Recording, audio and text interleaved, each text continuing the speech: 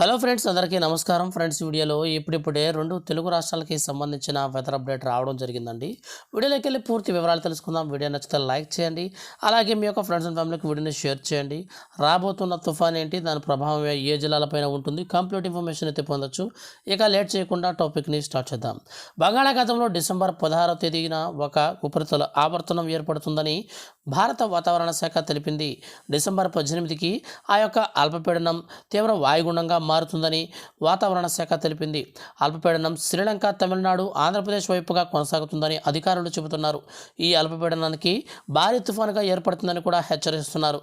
ఆంధ్రప్రదేశ్ వైపుగా వచ్చే తుఫాను 50% అవకాశాలు ఉన్నాయని చెబుతున్నారు. ఆంధ్రప్రదేశ్ వైపుగా వస్తే డిసెంబర్ 21, 22, 23, 24, 25 తేదీల్లో భారీ వర్షాలు కురిసే అవకాశం ఉంది. వాతావరణ శాఖ అధికారులు ఈ విధంగా హెచ్చరిస్తూ వస్తున్నారు.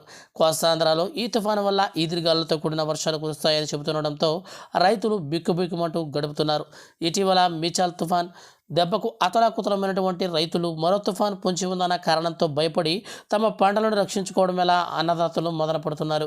ఇక తెలంగాణకు సంబంధించి చూసుకున్నట్లయితే తెలంగాణలో చలి తీవ్రత క్రమక్రమంగా పెరుగుతుందని, జాగ్రత్తగా ఉండాలని వాతావరణ శాఖ హెచ్చరికలు జారీ చేసింది. నేటి నుంచి మనకు రానున్నటువంటి మరో 4 రోజుల పాటు అక్కడక్కడ 11 నుంచి 15 డిగ్రీల సెల్సియస్ ఉష్ణోగ్రతలు నమోదయ్యే అవకాశం ఉంది. ఈ తుఫాను కనుక ఏపీ వైపు వస్తే అక్కడి నుంచి మనకు తెలంగాణ మీద కూడా ప్రభావం చూపే అవకాశం ఉందని భారత వాతావరణ శాఖ విభాగం ఐఎండీ అధికారులు వెల్లడించారు. ఫ్రెండ్స్, ఇదండి ఇప్పుడిప్పుడే తెలుగు రాష్ట్రాలకి సంబంధించిన వెదర్ రిపోర్ట్.